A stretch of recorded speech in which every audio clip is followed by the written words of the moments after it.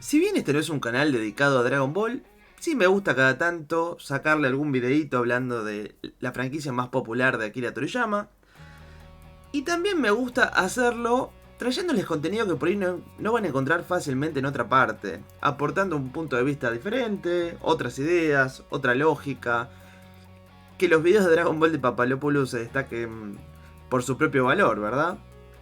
Bueno, concretamente quería hablar de la que considero es la saga que Toriyama tenía ahí medio esbozada en caso de que la insistencia de sus editores y de Shueisha al final de la saga de Buu lo terminara haciendo aflojar y tirara un arco más. ¿Y por qué digo esto? Bueno, él básicamente, exceptuando puntualmente la saga de Buu, él siempre dejaba pequeñas cositas por si después tenía que seguir, o retomaba cosas que había desarrollado en el pasado. Caso, tenemos la saga Saiyajin, donde se retoma toda la situación del abuelo Gohan y de Osaru. Después tenemos la llegada de los Saiyajin, donde se empieza a esbozar un poquito lo que vendría después con Freezer y el tema del padre Goku. Bueno, con Freezer lo mismo, volvemos al origen de todo. Después en la saga de Cell retornamos a la Patrulla Roja y cosas que por ahí habían quedado en el aire. O sea, si bien Goku derrotó a ese grupo, siempre quedaron como cosas abiertas circulando por ese mundo. En este caso, en la saga de Buu, hay una pequeña trama referida al personaje de Dabura, donde se dice que es el rey del mundo de los demonios. Mundo el cual jamás se había nombrado y el cual, por la forma en que Kaioshin se expresa de él, parece ser bastante aterrador y bastante importante. Concretamente, ustedes ya saben, habrán visto la serie o leído el manga, Dabura no dura mucho y todo queda ahí. Y después, bueno, termina la saga de Buu, tenemos el pequeño epílogo de Up y al final parece que Toriyama se salió con la suya, se puso firme y lo dejaron terminar la obra y descansar.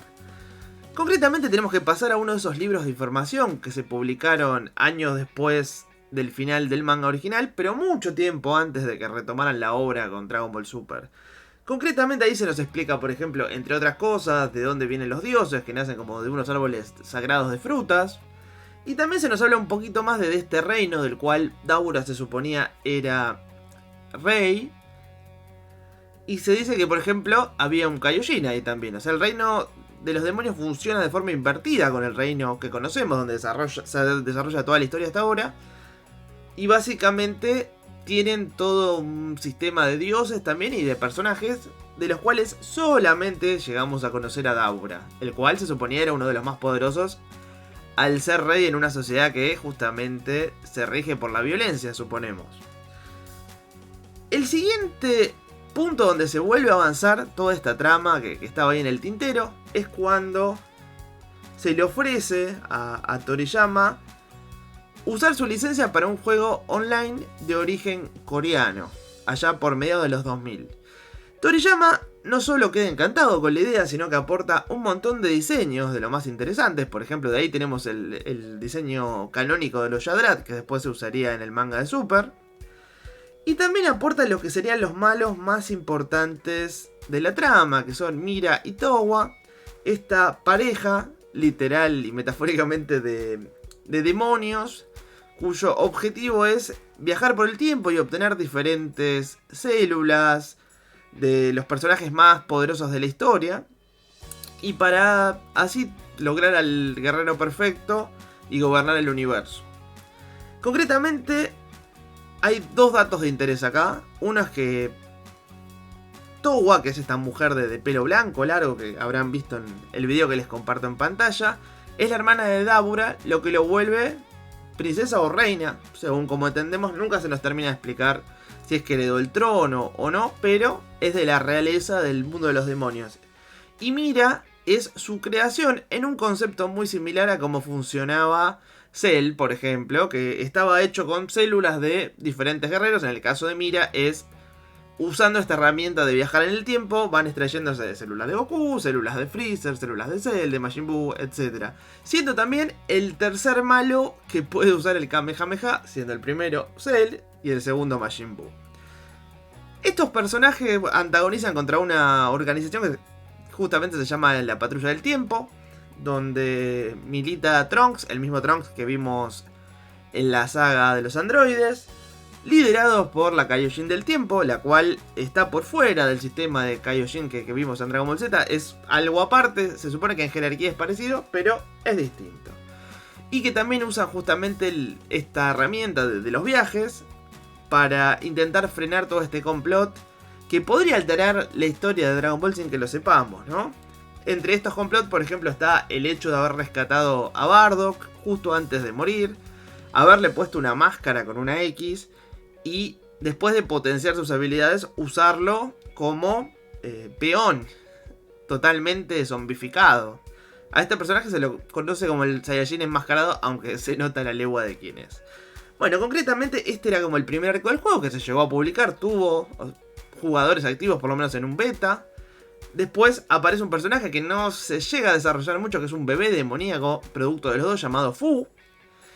Y lamentablemente el juego le va mal, no consigue jugadores. Yo al menos lo he probado, digamos, después que el juego cerrara, digamos, lo jugué como un año, en un servidor obviamente no legal, porque el juego ya de forma legal no se puede jugar más. Y era interesante, era una suerte de World of Warcraft ambientado en el futuro de Dragon Ball, con todo lo que eso implica.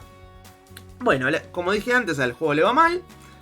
Todas estas ideas y diseños que había creado Toriyama en principio quedan en la nada, pero no pasa mucho tiempo hasta que se decide reciclar en concepto, en diseño, en historia, pero no en género, porque se lanzaría el juego Dragon Ball Xenoverse 1 para diferentes consolas, que seguiría un poco la tradición de lo que había sido el Tenkaichi Budokai, en lo que se refiere a perspectiva, a estilo, pero sumado a una faceta inmersiva donde vos creas a tu personaje, que es justamente uno de esta patrulla del tiempo que ya se había presentado antes, y que tenés que viajar en el tiempo, en los momentos más épicos de la saga de Dragon Ball, las peleas más importantes, para evitar que esta dupla justamente vaya cumpliendo sus planes. Igualmente en el Xenoverse 2 son unos malos secundarios, porque también hay una trama, que termina siendo la principal, donde hay un enemigo antiguo de la Kaioshin del tiempo, un demonio, quizás proveniente del mundo de los demonios también, un antepasado quizás de Dabura, llamado Demigra, que termina llevándose como el foco de toda la historia. El Xenoverse 1 tiene un final abierto, que es continuado casi inmediatamente al año siguiente, o a los 2 años si no me equivoco, con el Xenoverse 2 del 2016, que al día de hoy sigue activo y recibiendo actualizaciones. De hecho, ayer se anunciaron más capítulos de la historia, así que está más vivo que nunca. Acá sí, el juego se centra en el plan de estos dos personajes. Se siguen retomando cosas que se habían creado originalmente para el juego online. Tenemos la llegada del Saiyajin enmascarado, quien tiene todo un desarrollo y un cierre. Y el juego termina, o por lo menos la campaña principal, los DLC después continúan con un poco más, teniendo una épica pelea entre el patrullero, Goku y Mira, que es esta creación, este bioandroide a los Cell, que alcanza una suerte de Super Saiyajin 4 y después de haber absorbido un montón de poder, podría ser como una suerte de bomba atómica multiversal. Obviamente es detenido por Goku y por el patrullero, poniendo fin a sus ambiciones y también pereciendo Towa en todo este incidente. Después en los DLC posteriores conocemos a Fu, el mismo bebé que se había esbozado en los últimos compases del fallido Dragon Ball Online, ahora convertido en un adolescente, con un componente bastante influenciado en los personajes de Naruto, por lo menos en lo que son sus movimientos y sus técnicas. No digo que parezca un ninja, pero se mueve como un ninja y puntualmente como un ninja de Naruto. Al personaje en su encarnación de Xenoverse 2 se lo presenta más que como un antagonista, diría como un personaje neutral. A veces es aliado, a veces es enemigo, no es particularmente malo, pero sí es bastante caprichoso y bastante poderoso. Y es quien sigue llevando el conflicto, incluso oponiéndose a su resurgido tío Dabura, quien bueno, se vuelve, después del fallecimiento de Towa y de Mira, se vuelve el antagonista principal, hasta que en una alianza entre la patrulla del tiempo y Fu, justamente es derrotado. De ahí en más, saliendo del Xenoverse, que es por ahí la versión más redonda, tendría que nombrar la más conocida, que es la del juego de cartas y videojuego Dragon Ball Heroes, que muchos de ustedes conocerán primero por sus publicidades tan llamativas con todo tipo de transformaciones raras, y que después tuvo un anime promocional que dio muchísimo que hablar. En este caso se vuelven a repetir tramas del Dragon Ball Online y del Dragon Ball Xenoverse, con Towa y Mira viajando a las diferentes épocas, con Bardock siendo rescatado, enmascarado y lobotomizado. Y como el juego, además de expansiones de cartas físicas que funcionaban sobre un arcade japonés, una cosa re loca, que en este lado del mundo nunca vamos a llegar a ver, cada tanto tiempo le iban agregando más historias, más arcos, más promocionales, y avanzó a pasos agigantados, incluso mostrando una trama de lo más interesante, donde vemos una suerte de líder de este mundo de los demonios. Podría llegar a ser un Kaioshin, quizás, podría ser quizás el padre de Dabura, no sé, no sé el lore. He leído un poco del manga, que tiene un manga que adapta que tristemente está muy mal dibujado, se ha editado en muchos países, incluido Argentina, pero el arte es bastante feo y a mí en este caso me pesa un montón. Y aparte, el ritmo de la historia es bastante aburrido, bastante lento. Los personajes cuando pelean no se transforman. Se nota que obviamente es un manga promocional, pero podrían haberle puesto un poquito de ganas, sobre todo porque, aunque no lo parezca, las tramas en sí son, o mejor dicho, tienen potencial de ser interesantes. De hecho, todo esto que les conté de Towa y de Mira y de Fu, y ahora esto de la armada de los demonios que invade la tierra y el tiempo, con un Dendé lobotomizado que crea unas esferas del dragón malignas que se reparten por el tiempo y el espacio, y después van cayendo diferentes villanos y los mutan en unas versiones súper grandes, deformadas y todas poderosas. Y tenemos grupos de héroes y de villanos viajando justamente en todas las épocas, derrotando a esos super enemigos y recuperando las esferas del dragón. Está muy bueno, es muy interesante la trama per se. De hecho, no sé si están de acuerdo conmigo, pero es más interesante que el 90% de las tramas de Super, por ejemplo, que tuvieron todo el tiempo para desarrollo, pero la verdad que no tenían un motor muy interesante ni jamás se plantearon ser demasiado épicas. Por ejemplo, obviamente me imagino que las vieron, pero empezamos con la pelea de Goku y Bills, que es súper aburrida, el regreso de Freezer, que es súper aburrido, el torneo de Champa, que no sé si es súper aburrido, pero tampoco aporta mucho, más allá de la pelea contra Hit. Después tenemos la saga de Black, que es una total falta de ideas, que también carece de personajes secundarios, que no aporta demasiado. El torneo de poder quizás levanta un poquito, la pelea contra Broly, que estará perfectamente animada, pero a mí el trama la verdad que tampoco viene a aportar demasiado. Ya teníamos al Broly de las películas viejas. Después lo que es la saga de Moro, quizás es un poco más interesante, pero falla justo cuando tendría que llegar a ese nivel de interés o de epicidad, relegando a los secundarios como siempre a meros espectadores. Después tenemos la saga de Granola, que tampoco es la gran cosa, y llegamos a Super Hero, que la verdad tampoco es la gran cosa. O sea, tendrás sus momentos, como por ejemplo la pelea contra Cell Max, que está buena, pero la saga como saga es bastante sosa en general. Y acá tenemos unas tramas que pintan súper interesantes, como el resto de las tramas que después he visto que forman todo el anime promocional de Hero, que por lo menos viendo 2 segundos te parece buenísimo, pero te sentás a ver y la verdad que se nota que es material promocional, que no hay un desarrollo detrás y que por lo menos la parte coreografiada y el argumento es recontra pobre al punto de ser aburrido.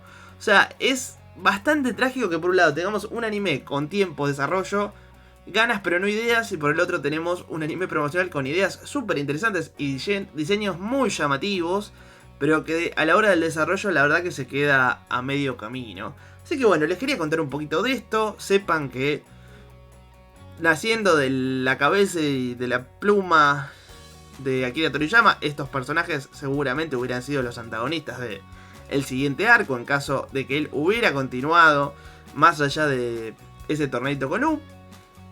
Por suerte los pudimos ver en diferentes encarnaciones. Y bueno, veremos con qué más nos salen. Seguramente vuelvan a hacer algún tipo de aparición ahora que Dragon Ball está en su pico de popularidad. Espero que les haya gustado este video. Me encantaría leer sus comentarios si jugaron a los juegos de Heroes o leyeron el manga, quieren expandir un poco lo que estoy contando. Obviamente hay mucho más por contar que dejo afuera en el afán de ser sintético, pero siempre son bienvenidos los comentarios que agreguen información.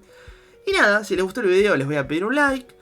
Y si justo este es tu primer video en Paparopoulos, te invito a suscribirte si ves más videos por el estilo. Hasta la próxima.